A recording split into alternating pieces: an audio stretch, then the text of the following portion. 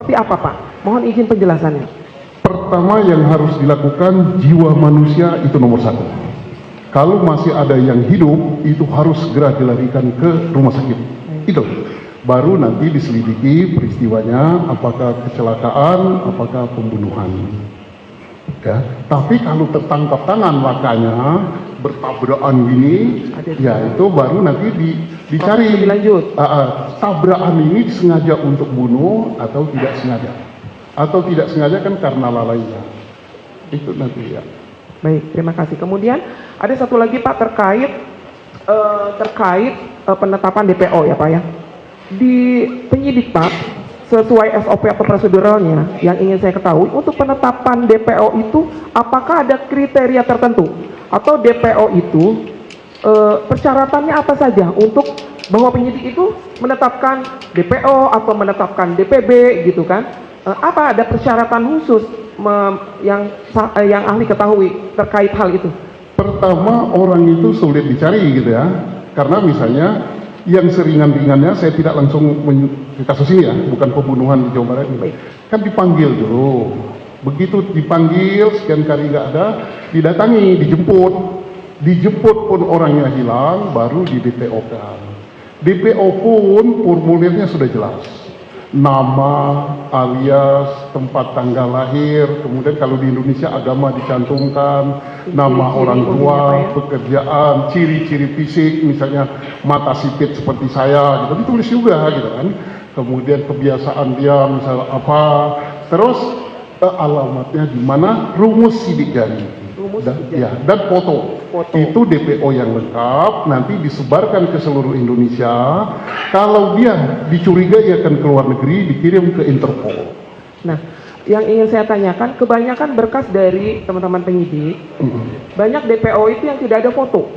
Nah itu. Nah, apakah, makanya tadi saya kembali bertanya kepada ahli, sepanjang ini apakah ada SOP-nya untuk menentukan DPO itu harus berikut dengan sidik jari dan foto? Apakah jadi, ada yang aturannya di Polri? Aturannya itu harus selengkap mungkin, tapi jangan sampai karena kekurangan kelengkapan DPO-nya tidak ada.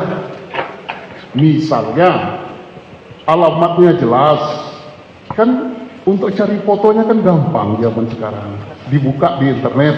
Tidak ada di internet, dia kan pernah sekolah apa tidak? Di sekolahnya. Kemudian dia ditangi ke rumahnya, ada fotonya enggak sama Pak Lurah atau Pak Kades. Kalau tidak juga dia pernah minta SIM apa tidak. Di situ kan ada rumus sidik jari, ada apa. Tapi yang namanya polisi, ya sama saja lah saya kira semua instansi. Karena capek apa-apa ya, ambil gampangnya, pokoknya DPO. Nah itu sebenarnya nggak boleh. Tapi tidak ada yang mereka yang sempurna saja. Itu nggak boleh sebenarnya. Harusnya selengkap-lengkapnya ya Pak ya. Nah, terkait DPO ini Pak, ada satu pertanyaan saya lagi. Harusnya tidak harus mutlak. Oh, tidak harus mutlak. Tetapi diupayakan untuk selengkap mungkin. Selengkap mungkin. Yaitu kenapa harus selengkap mungkin? Supaya tidak terjadi, saya boleh kalau contohkan ya, tidak terjadi seperti di Jawa Barat gitu. Tidak terjadinya apanya? Sebenarnya kalau DPO-nya lengkap, tinggal cocokkan. Namamu siapa, cocok tidak, fotomu cocok tidak, alamatnya cocok tidak, sidik jari cocok tidak. Ya saya tidak menyebut ini karena ini kan sudah di putusan pra-peradilan ya, terlepas dari apapun itu sudah putusan.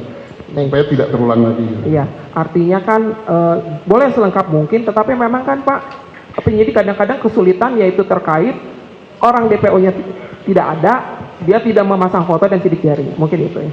Kemudian yang terakhir Pak, terkait DPO ini lagi, apakah di kepolisian ada SOP-nya ketika seseorang sudah ditetapkan sebagai DPO, kemudian serta-merta itu dinyatakan tidak ada atau dihapus, sementara misalnya DPO ini masih terkait perkara yang lain, apakah ada SOP-nya di kepolisian khususnya terkait DPO ini, pencabutan atau penghapusan DPO? Kalau itu masih level Polri, itu tentunya tidak bisa diputus oleh satu orang. Harus diadakan gelar dulu, apa iya atau tidak, nama DPO itu dari siapa, sampai masuk dan sebagainya. Itu masih di dalam level Polri, internal Polri. Tetapi kalau ini sudah sampai ke putusan pengadilan, ya tidak bisa. Karena putusan pengadilan itu kuat sekali gitu.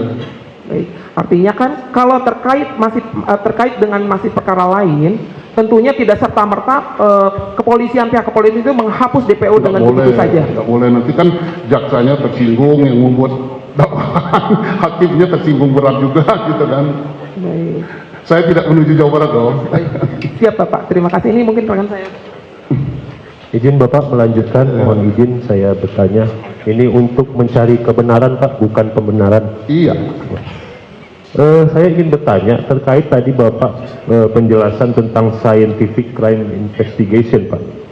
Jadi saya ingin bertanya terkait dengan kegiatan autopsi dan hasil visum et repertum. Apakah menurut Bapak autopsi dan visum et repertum itu merupakan suatu bentuk scientific crime investigation? Itu yang pertama. Dan yang kedua, apakah sepengalaman Bapak sebagai penyelidik dan penyidik, hasil visum et repertum itu bisa dikaitkan kepada penyebab kematian seseorang apabila mungkin dikaitkan dengan bukti-bukti lainnya, seperti itu? Oke, dua pertanyaan. Apakah visum et repertum itu termasuk saintifik? Iya, karena itu dibuat dengan ilmu pengetahuan. Persoalannya, apakah visum et repertum itu bersesuaian atau tidak dengan alat bukti yang lain? Kalau dia tidak bersesuaian, dia tidak bisa berdiri sendiri. Ya. Satu lagi tapi kedua. Nah, tadi saya tanyakan apakah kemudian sepengalaman Bapak, hasil visum et repertum itu sering digunakan penyidik untuk menentukan suatu tindak pidana ataupun penyebab kematian seseorang? Dua pertanyaan ini ya. Dari yang belakang dulu, apakah penyebab kematian? Tergantung bunyi visum itu. Kalau bunyi visum itu sudah langsung dia menyebut kematian disebabkan karena paru-parunya terendam air, ya berarti penyidik tidak boleh lagi dia membuat tafsiran lain.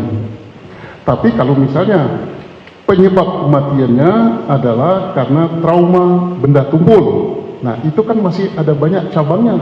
Apakah benda tumpul itu kepalanya atau kakinya yang mendatangi, benda tumpulnya diam, atau badannya yang diam tapi benda tumpul yang datang gitu. Berarti ada suatu kekuatan yang melakukan benda tumpul itu.